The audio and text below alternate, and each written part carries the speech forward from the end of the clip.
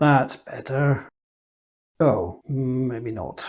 Right, you join me today as I look at this Samsung EP-P5200 dual charging pad. Now, came across this online and I thought this looked quite interesting. I have a phone and a watch that support this wireless charging, so I thought this would be a great idea to have something that does both. It's very, very fussy about the power supply that you give it. So using something, say, like a power bank or a standard USB charger, it won't actually work.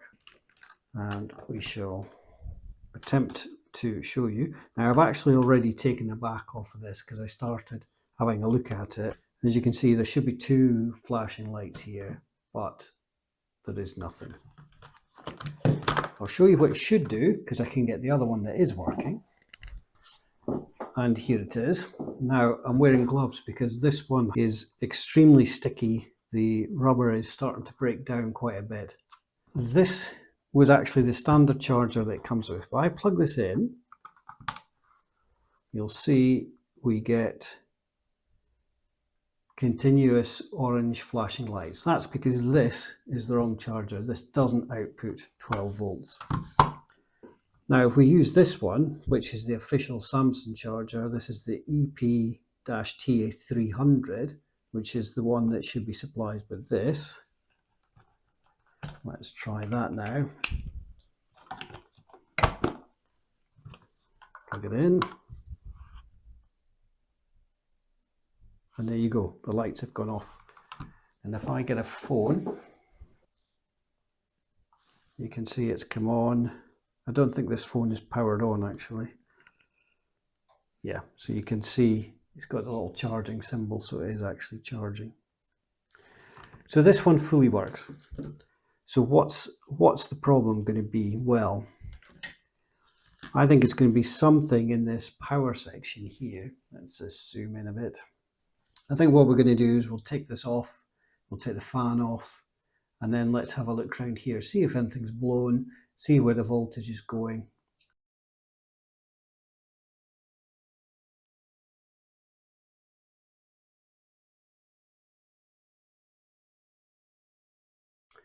Now, if we get into an issue where we can't fix this, I think what I'll do is I'll take the board out of the other one and put it into this one, just make one good one out of two. I think principally because that one, this one here, I don't think I can really put into service because, as I say, all the rubber and stuff's breaking down. It's horrible when that happens to these devices, but there's nothing really that you can do about it. Okay, so we have our little USB input there, and then it looks like it goes through. I'll try and stop that wobbling there. Looks like it goes through here, a couple of capacitors into whatever this is, some more capacitors, possibly some resistors, through this chip, and then into this inductor.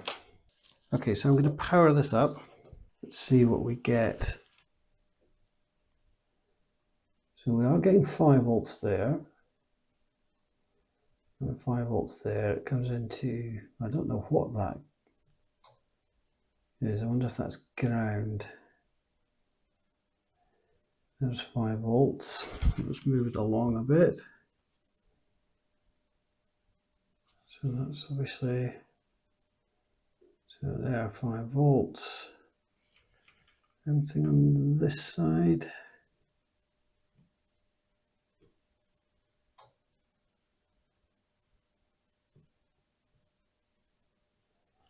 So is it this then? Let's just zoom in a bit. What's that say? 89, is that 5? Oh, there's nothing. And look, there's just nothing there. So, well, this is where it seems to stop this. Let's put the thermal cam on this, just see if there's anything shorted straight away. That does indeed look shorted. Right, so we need to get some of these ET9539s. I think they are a BGA chip, which is not really what I wanted to hear because I don't have a lot of experience of removing them, and the chip is absolutely tiny. We can't use low melt, of course, because there's nothing to melt. Why couldn't it be a capacitor? Tell you what we'll do, we'll tidy up here a little bit, and then let's get the other one apart. We'll get the board off, and let's see if it's exactly the same. Here we go. So we should be able to test this one without taking any further. So red, green, yellow, that's it. It's ready. I'll look here. Yeah. It's the same bit of board. That IC is just down where my finger is, and it is not running hot. While that's there, let's do a quick scan on this chip and see if we're getting any voltage here. Nope.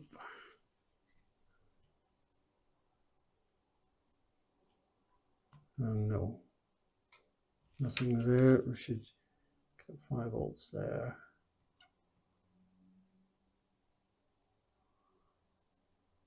Ah, look, 11 volts there.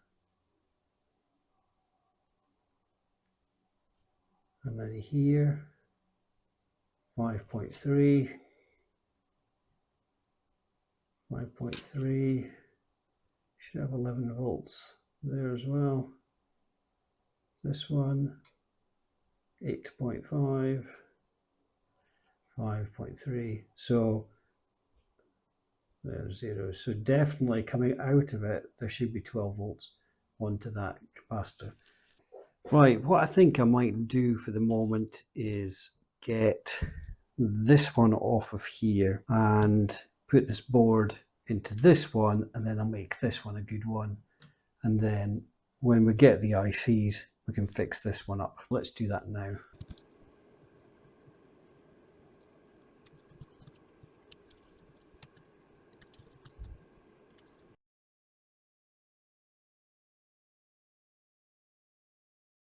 And there we go. So that's done. We'll just check it again. 1, 2, 3, and okay, yeah, and it's charging. Put my watch on there. And that's charging as well. Perfect. So that works a treat. So that's that one put together. We can put that to the side and I'll give it a good clean. Let's now look at the broken PCB. Okay, I'm going to give this a go, taking this off. I don't know how this is going to go. I'm going to use the hot air, put some flux on it. See if we can get this off.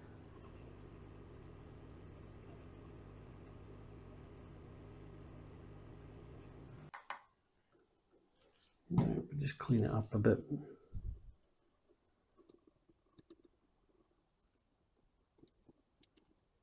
Okay, it's come off. A little bit of a scratch there, which is unfortunate, but it's not going to cause any issues. How we're going to do this, I don't know. I'm kind of a little bit nervous about it, if I'm honest, because I've never done one of these before. But we need to learn new things for sure. Right, I'm going to clean up here. I'm going to go and get some of those parts ordered, and we'll see in a few seconds. Right, the new component has arrived, so it's time to get it into here, and hopefully that should be it. So we're going to use the hot air rework station for this one, so let's put some of this on there. That's plenty.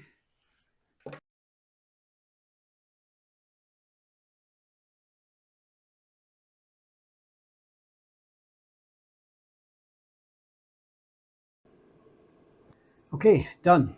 Now let's put the fan in. I've never actually heard this fan come on, so let's zoom in so we get a good view if anything explodes.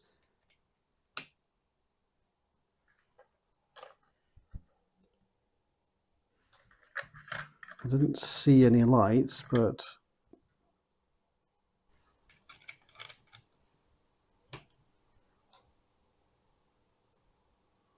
well, nothing shorted out. I think this is probably just not on right.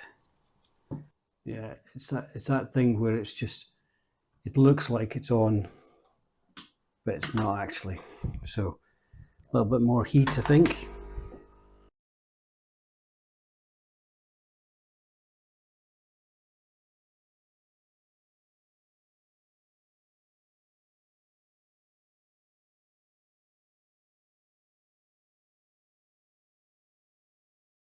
So we are getting 5 volts to here, but just not through here.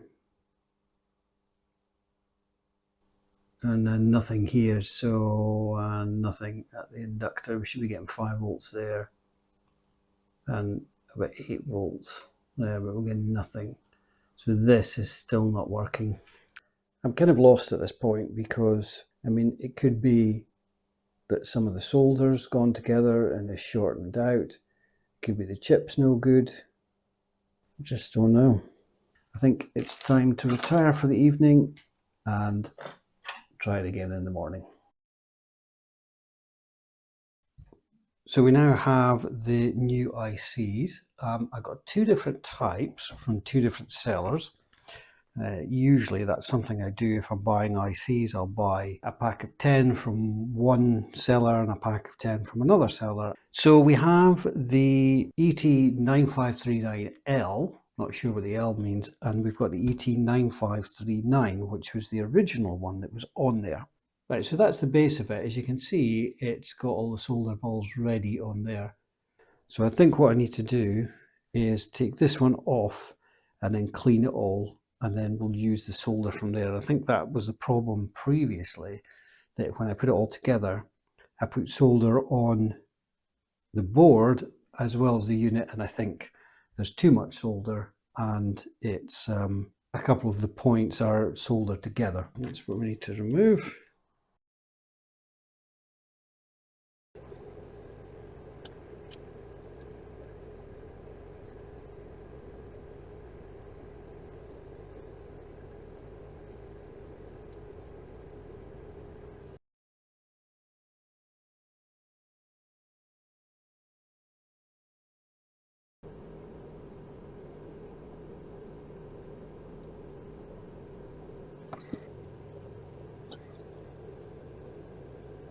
I think if this doesn't work, we're going to give this up as a bad job. We've already used 2 or 3 of these.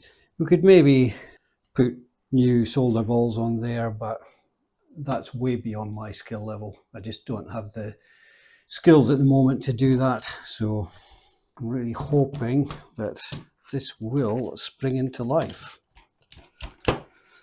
I have my doubts, but yeah, let's try it. And nothing. Nothing at all. Could maybe try it at 450. Extra heat.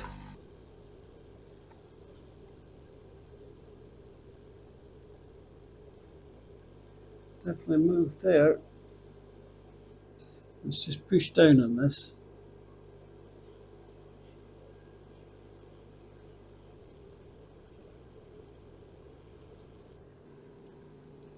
Right, here's our last go with this.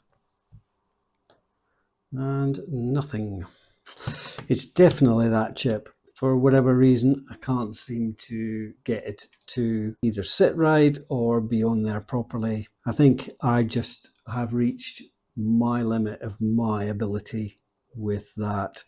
That was a shame. I kind of wanted to, it would have been nice to have both working. But at least we do have this one working, but not this one. But this one was always a bit of a possibly not going to work. And the only other thing we could do is put on one of the L chips. I mean, it could be that those ones are fake and they don't work.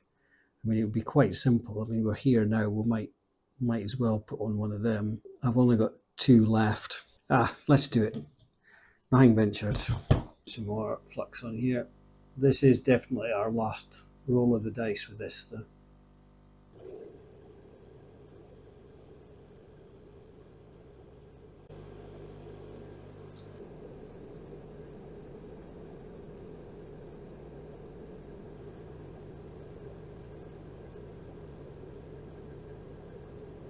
Put this back together. Now you've already seen that, so I won't waste your time with that, and then we'll come back and test it. Right, okay, let's plug this in and test. That's better. Oh, maybe not.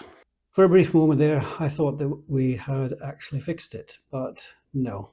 Right, let's do one final check of the voltages before we finish up.